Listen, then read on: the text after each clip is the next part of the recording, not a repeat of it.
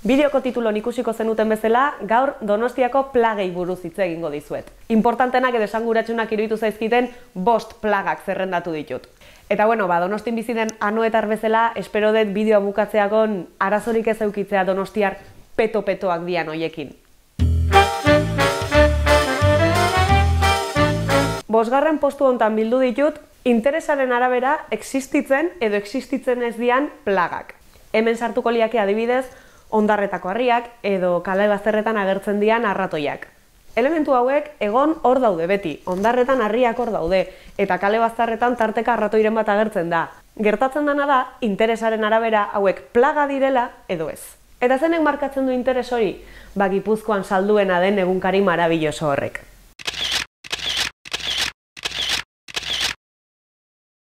Horregatik, modu hontan, hondarretako harriak batzutan izugarrizko plaga katastrofikoa dira, eta beste batzutan, nolabait kudeatu behar den arazotxo bat.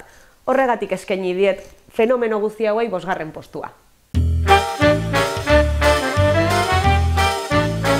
Bai, hau sartu beharra neukan.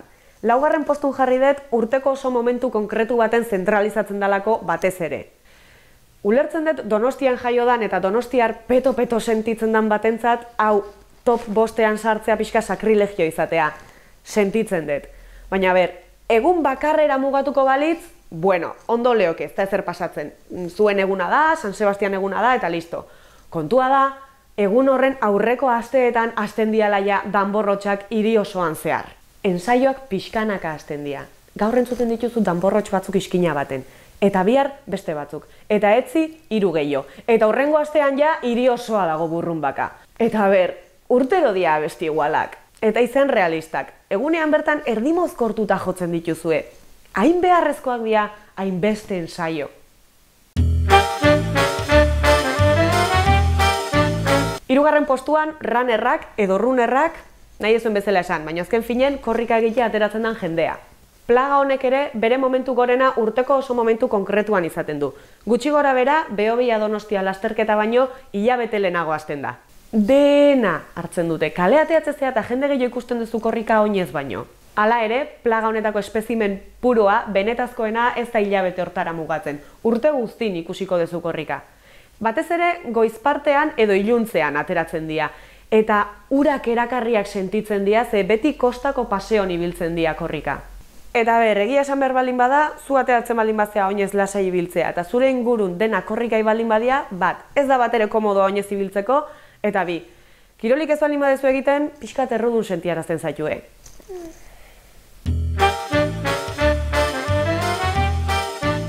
2. postuan eta zerrendako lehenengo postura gerturatuz, akreditisak kutsatutako pertsonen plaga daukagu. Akreditisak kutsatutako jendea oso errex identifikatu daiteke. Plastifikatutako akreditazio bat eramaten dute lepotik zintzilik. Geroz eta handiagoa, hobeto. Eta taldeka mugitzen dira hirian zehar. Ez dute akreditazio txartela ezertarako ere kentzen. Beti daramate soinean, beti visible. Nere ikerketen arabera, akreditisak kutsatutako pertsona hauen sinesmenek diote, plastiko zati horrek beste pertsona guztien gainetik jartzen zaitula. Hori lepotik sartu eta automatikoki sorbaldak gainetik begiratzen diozu mundu guztiari kaletik. Plaga honen erakusgarri nagusiena zinemaldian gertatzen da. Momentu hortan biltzen dira kutsatutako espezimen gehien. Baino egia da urtean zehar ematen dian bestelako kongresu, konbentzio edo ekitaldietan taldetxo txikiak ere agertzen diala. Eta iritsi gea lehenengo postura, eta noski, zer plaga daukagu lehenengo postuan. Turistak. Astesantuko porraldia oraindik buruan fresko daukagula, nik uste nahiko begibistakoa dela hau. Gehiago edo gutxigo gustatu halko zaizu, baina nik uste kale atera eta ikusten dan zerbait dela. Inguruko auzotan igual ez da gehiegi nabarmentzen, baina zentrora, parte zarrea edo grosea jaiste baldin bazea, alde guztitan daude. Egia da, harrotasuna sortzen dula zurea dan zerbaitek, zurea beti ere komila tarten jarrita, ez? Zu bizizean hiri horrek hainbeste jende erakartzea.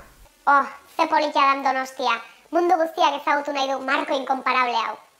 Baina azkenen, mundu guzti hori baldin badator zure marko inkonparable hori ezagutzea, hainbeste maite dezun hiri hori desagertuz doa, edo desagertuz doa behintzat zuretzat. Desagertzen da adibidez, Alde Zaharren jaio eta alkilerra ordaindu ezin da kanpoko auzoren batea bizitzea jun beharra izan duen pertsona horrentzat. Ni adibidez, orain dela 4 urte etorri nintzen Donostia bizitzea.